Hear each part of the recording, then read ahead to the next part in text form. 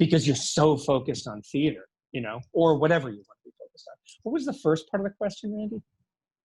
How many times did you not get into a show before you finally got on your Broadway swing of things? Well,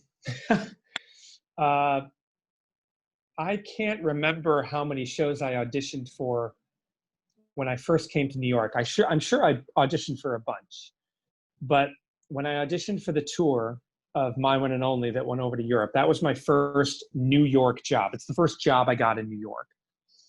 It was probably, I want to say that was probably a half a dozen auditions in. When I came home after that tour, I came home late October, and November 5th, I will never forget this, November 5th, I had 2 auditions. I had an audition for How to Succeed, starring Matthew Broderick, and I had an audition for Busker Alley, starring Tommy Tune. And it was a crazy day. It was dance auditions both days, so like in the morning and in the afternoon. And then I got called back for both. So I had to negotiate around that and figure out how to, you know, get the callbacks. I got How to Succeed, and I didn't get Busker Alley. And so, I really lucked out. I moved to New York, and thanks to Lynn and Jim Diot and the people that I learned from in Buffalo, this was the early to mid 90s. This was 94. And being a 6'1" guy who could sing, dance, and act was a very hot commodity. That was, they were not as prevalent as they are now. Now, Broadway ensembles, everybody is a triple threat. Everybody can sing, dance, act. Back in the 90s, it was just a little bit more specialized. You were like a really, really good dancer who was doing all the Fosse and Bennett shows, and you could sing maybe, but it wasn't super strong. Or the reverse, because it was just a different world that we were living in. And so I really felt like when I auditioned for How to Succeed, they were looking for somebody to do that swing position who didn't have countless Broadway shows, because the swing position is a little thankless. You're off stage, you're covering a whole bunch of people. That's not to say that I respect swings mass of what they have to do, but they needed someone who could cover a whole bunch of different qualities and also kind of look adult. And height equals age on stage. So if you're 6'1", no matter if you're 23 or 24, you look older. It just kind of goes with the territory. So it was a real confluence of events that gave me a bit of an upper hand when it came to auditioning for that part, because it was something that I really was, they knew I was going to say yes to it, because I was not even equity. I mean, I was non-equity. I had no theater credits. They were like, the minute we say he's got this job, he's going to say yes. So, and they were right. So I was very, very lucky. I was in the right place at the right time, and I had the right talent for what they needed. So yeah, long way around that answer, but there you go. Oh no, long ways are good, Jeff. That's what we're all here to listen. So, by the way, I just want to point out, 6 auditions and you get an international score. USOV. It's so hard for so many people, and I agree with you. I think that's a testament to Lynn's work with you as a dancer, Jim Diot's work. Yeah. It's also a testament to you. Well, thank you. You're pretty much fearless, and you know, sometimes in those rooms it takes a long time to understand how to react to the atmosphere, right? Yeah. When you, I mean, there's a lot going on there. And some of those rooms are very small, some are very large. You have to, you know, really change how you approach things. And you've always been so intuitive about that. So, you know, the funny thing is, learning from Lynn gave me so much more than I realized at the time, which I think is always the case when you're being taught. But her ability to just kind of shrug off and be like, yeah, whatever, do it again, you know, and just kind of go for it. I don't know if I'm articulating this the right way. It gave me this kind of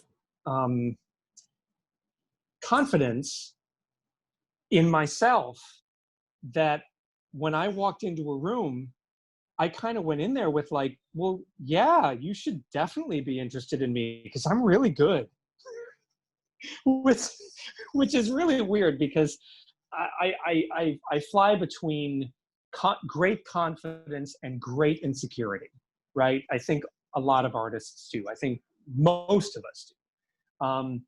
But learning from Lynn was so important, and to kind of stand in my own Jeffrey-ness and be able to be confident in that and say, I have talent and you should watch me.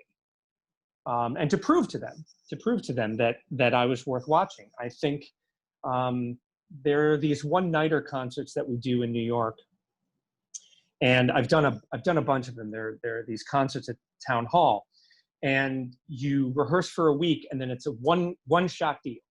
Like 7 o'clock, hit the stage, do this thing that you've been rehearsing, and then that's it. You never see that again.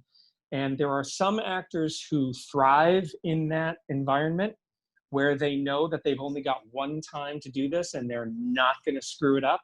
And then you have other people who like, no, I need more time. I need to be out with the audience and try things. Neither is bad.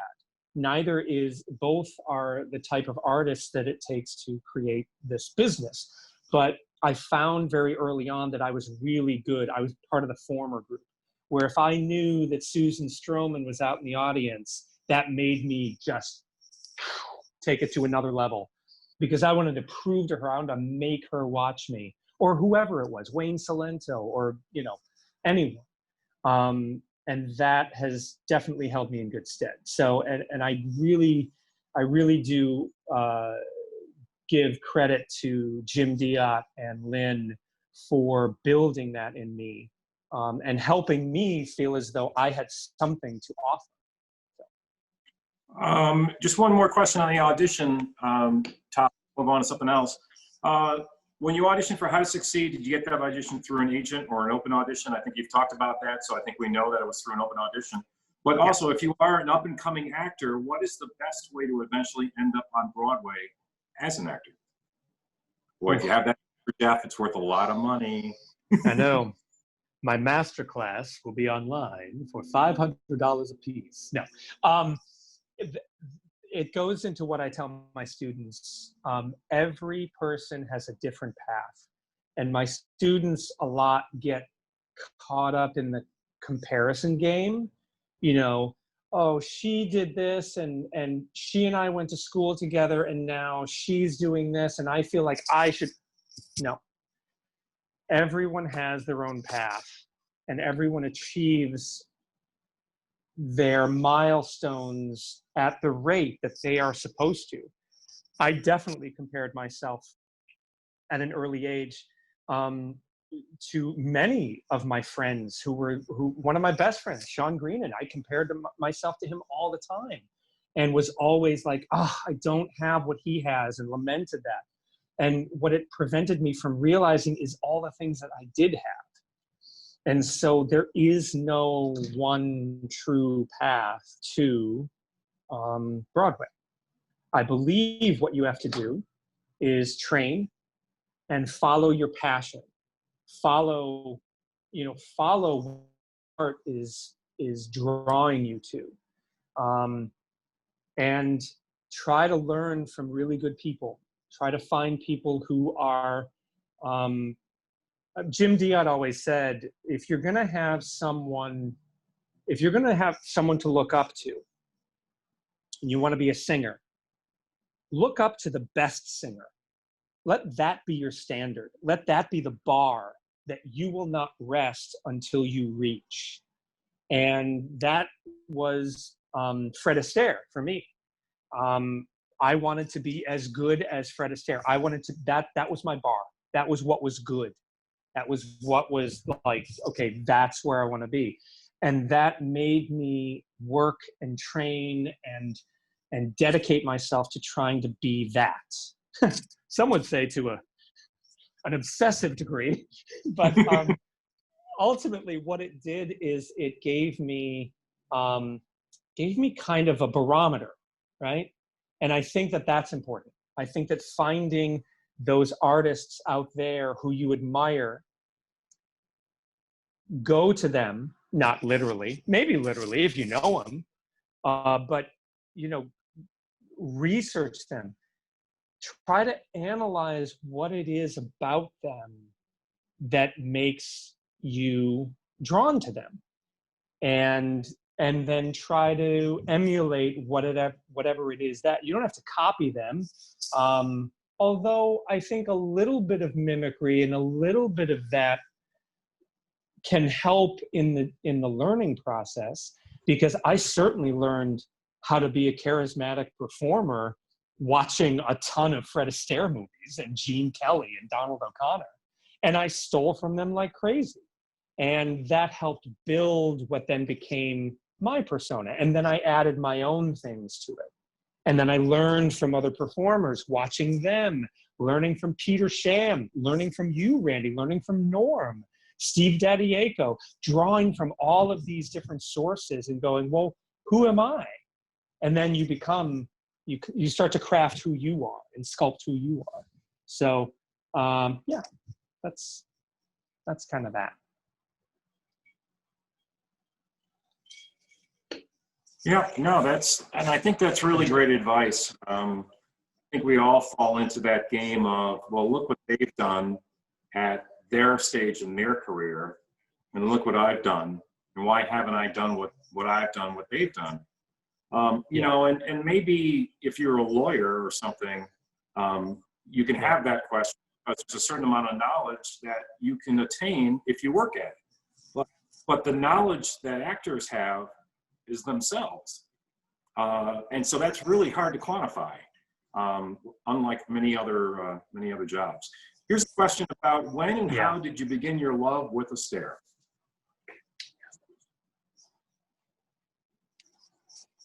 Did you get that last question, Jeff? Oh, this is a good story. So I'm not sure. This is a very good story. I was in high. Oh, I'm sorry. Yeah, I did. Can you hear me? Oh no. We okay? Can you hear me, Randy? Oh no, everyone's frozen. Damn. Yes. Okay, you've got me? Okay. I do. You're frozen, but I can hear you. Let me know if you still have problems, and I'll try. Okay, I might switch to a hotspot real quick just to make sure we don't have any issues. Hold on one sec. How are we doing? Am I still frozen? You're still frozen, but I can hear every word you say. Okay. Can you hear me? We've broken the internet. Yes, I can hear you, but it is a long delay. So I am going to, I think it might be me. I am going to switch over to a hotspot real quick. I'll be right back, I promise. I'll be right back. Okay, just a little intermission music while we're going.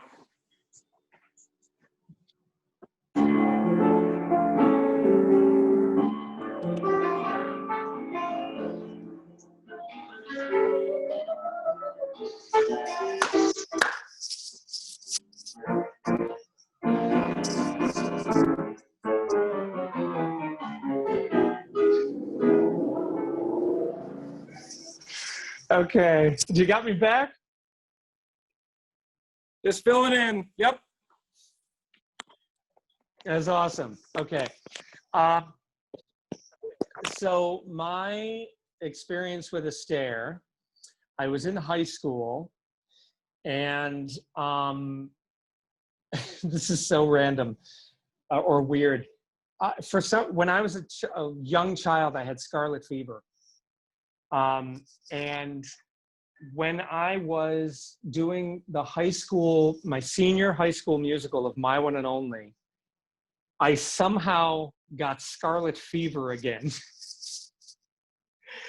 And next was smallpox, but I thought I'd start with scarlet fever.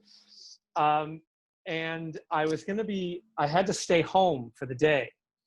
And I remember Lynn telling me, there's a movie that's going to be on while you're home, and you should watch it. It's called Damsel in Distress. And she said, I want you to watch the movie, and I want you to watch the lead guy, Fred Astaire. I'd never heard of Fred Astaire, didn't know anything about him. And so I was home, and it was on PBS, and I watched it, and that was the beginning. And then, do you remember Randy, when you and I were doing On the Town at Upstage? Yep. Mm-hmm. Yeah. So I was in the dressing room with Michael. What was Michael's last name? Michael. Not Michael Haig. No, not Michael Haig. Michael Tall. Harris. Very thin. Harris. Michael Harris. Yes, Michael Harris. Lovely, lovely man. We were in the dressing room. We were getting ready for the show. And he said to me, you really resemble Fred Astaire. Do you know Fred Astaire? And I was like, yeah, I know a little about him. He goes, yeah, every once in a while when you dance, you kind of look like Fred Astaire. And I was like, really? And he said, you should write a show about Fred Astaire. And of course, a couple years later, you and I, we created Astaire with Mary-Kate O'Connell, and we premiered it at Summer Fair.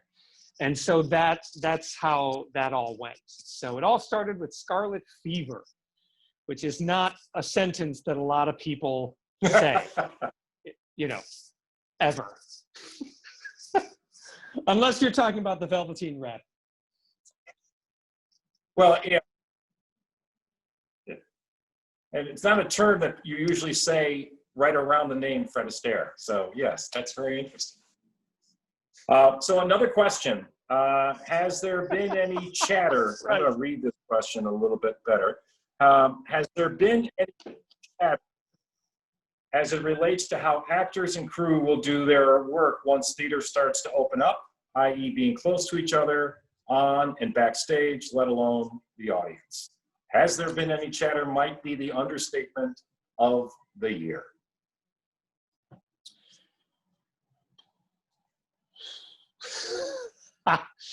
Well, I think it's probably not news to anybody that we are still in the midst of this, that there are a lot of things that are not known about what this virus does, how it acts, how it reacts, how it changes, right? They're learning new things every day about this virus. So we are definitely in a holding pattern. There is not one theater that I've worked at that hasn't been, as you have, Randy, doing all of the math problems, trying to figure out how do we come back? If we come back, what are the parameters? Is 6 feet away, 6 feet distant? Is that something that can exist? How do we make the numbers work, right? We are in the midst. We are still in the midst. And I've been doing a lot of these webinars. I've been attending webinars as well with producers to, everybody wants an answer. And sadly, we are just right in the midst of it. And it's not going to be, obviously a vaccine would be a game changer. A vaccine would mean that, we get to go back to normal. A great part of theater is the sense of community, the sense of we are all in the same room together watching this story being told on this night, right at this particular time. And that is inherent, that is in the DNA of theater. And when that is through, and that is, when that becomes, something that you become anxious about, that's tough. And I think that as we were talking about, Randy, before the meeting started, there are no better people than theater people in terms of evolving and changing and adjusting to changing parameters. There are theater companies that do entire Shakespeare shows on a nickel, and they survive and they grow and they build and they become Shakespeare in Delaware Park. So we are survivors, which gives me great hope for us. I do worry about, in the short term, especially what closing Broadway is going to do to New York City. That is a huge economic engine. That brings in billions of dollars to New York City. That's a huge hit for it to take. It will survive. I know it will. I'm positive that it will. It's going to hurt in the short term, but it will survive. It will come back, and we will all be sitting in theaters again, next to each other, watching theater together. That I know, because I also believe in the ability of our country, our scientists and our the people, the medical institutions to figure this out. That's what they do. And they've always done it. Whenever we've had something that threatened us, they have always come and they have figured it out. So I hear all of that, and you know, every day a friend of mine is posting on Facebook. Like a friend of mine just posted today, Frozen on Broadway is not going to reopen. That is huge. That is massive. And it's heartbreaking, because I know so many people in that show who that show is how they pay for their child's education and pay their rent and pay their mortgage. And so it's going to hurt, but we are going to get through it. I am positive of it. Positive. Thanks. Everyone who's watching, we did have a lot of questions there for quite a while, but we now have a little bit of space. So if you have a question, this would be a great time to ask it. Going back a little bit to what Jeff talked about, you know, as theater practitioners, I can tell you, you know, at Musical Fair, we've done budgets for returning in June, returning in July, returning in August, returning in September, returning in January of 21. I mean, we just don't know. And so, you know, we try to plan for every variable that there is, or as many as we can possibly think of. But really, maybe as importantly as anything, and this is something that we're trying to message out as much as possible. We are not going to come back at all until it's safe. We are not going to put anybody at risk for you know, to come to the theater. And you know, we just did a subscriber survey, and we had these wonderful comments as people appreciating and saying how much they support and they value Musical Fair, but they're also concerned for their own health. And that is, sort of silly to say it, but it's perfectly legitimate, and it is something we will honor moving forward. All right, I see we have another question. Actually, no, that was just a thank you for answering about what we're all in the midst of right now. Thank you, Teresa, for opening that beer while we're having this Zoom conversation. I appreciate that. So, if there are there any other questions you want to ask? Yeah, you're a little bit behind, Jeff. But you know, sound-wise, you're probably 5 seconds behind me. So I appreciate the laugh. I think that was in reference to the beer. One other was in the St. Joe's Glee Club with Mr. Yes, it was. Yeah, I'll try to answer quicker. When I was a senior. Congratulations on all.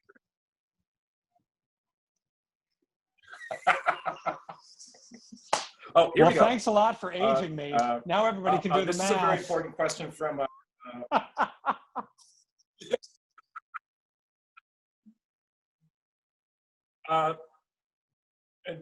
Jeff, this is a question from a fellow actor. What are your real thoughts of Norm Sham now that he's on the call?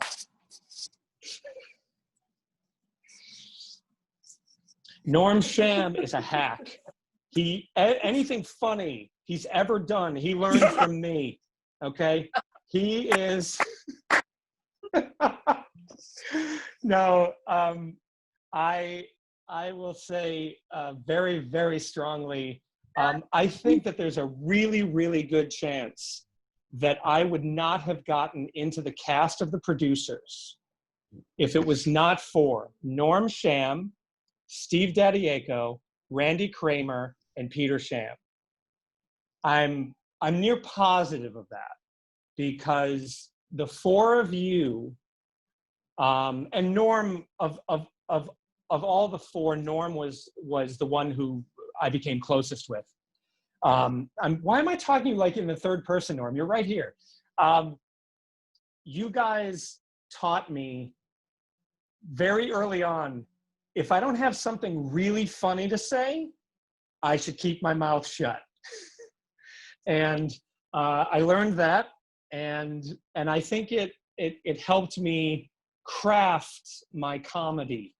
And I learned from watching you guys. And Norm also became a dear, dear friend of mine. And I think Norm is one of the most talented guys I know. And he can be on stage, and he can make the scenery. He can run the theater. He literally can do it all. And I love him dearly. And he's one of my favorite people walking around on this planet. Well, I have nothing to respond to that with. You are a joy, and I've loved you. I've loved you since you were 16. So that's all I got to say. Boy, did I come at the right time. Have you any questions for Jeff about me?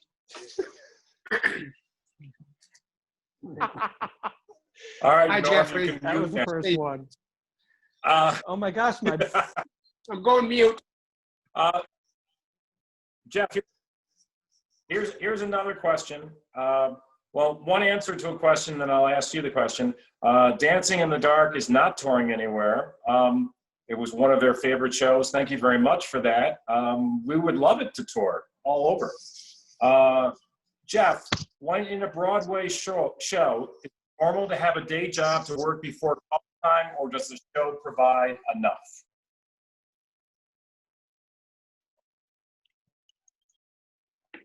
Well, if you're doing a Broadway show, you are making you're making a union salary that generally you can live basically just like a medium comfortable life in New York City, depending on your circumstances. If you've got kids, that's a whole nother kettle of fish. But not to call kids fish, just want to articulate that. But I do know people who, when they had their Broadway show, once they got out of rehearsals and tech, which generally happened during the day, they did have a job during the day. They would go to work and they would work a couple of hours, and then they would do the show at night. I will tell you that depending on the track that you're doing in a Broadway show, 8 shows a week on the Broadway schedule is arduous. It is. When I was doing Cats, I basically would wake up at 11 o'clock in the morning, and the rest of my day was basically regimented out to prepare to do the show at night. That means what I ate, how did I take a bath? Did I ice? When did I shower? How did I warm up my voice? All of it was pointed towards an 8 o'clock curtain. And I loved that show, but there was very little else I could do other than that show. If I had an audition, it was I mean, you really had to ramp up and get ready for that audition because you were exhausted. You were absolutely bone tired and sore. I mean, I was 29 when I got that show, and you would have thought that when you saw me getting out of bed in the morning that I was probably, I don't know, 94, because everything hurt and everything was sore. And then you had to get ready for the show. And then by 8 o'clock, I was ready to go because I had warmed up, I had done some acupuncture, had a massage, whatever. But it's really tough. Even in the best of circumstances, it is hard to do anything else but the eight show week.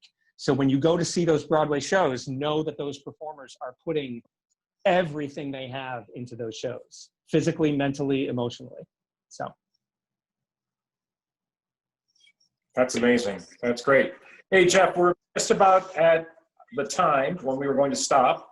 Are there any other thoughts you want to leave the group before we sign off?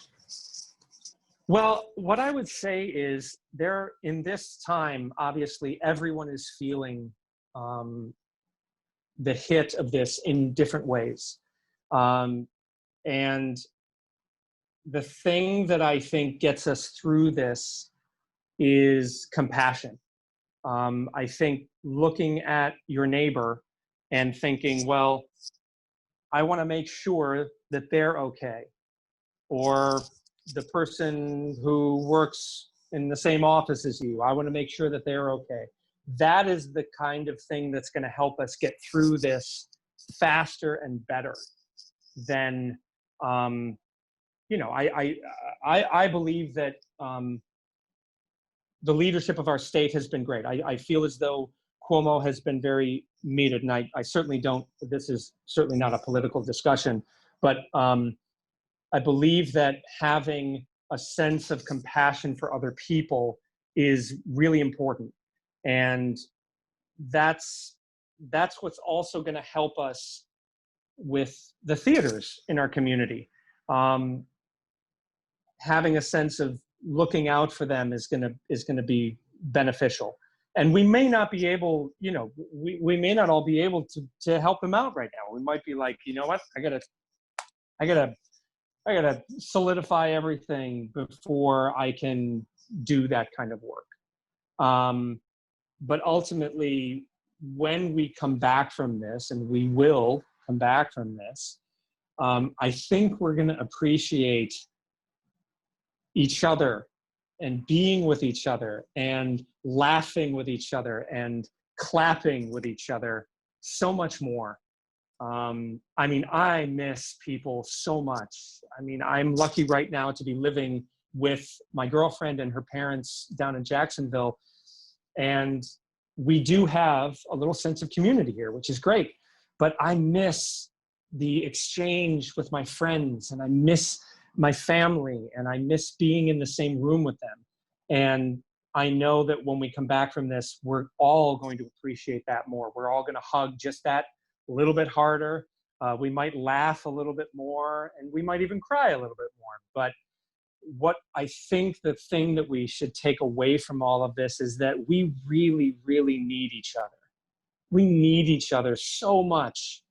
And I hope that we can appreciate that, you know, more when we come back, and even appreciate it now.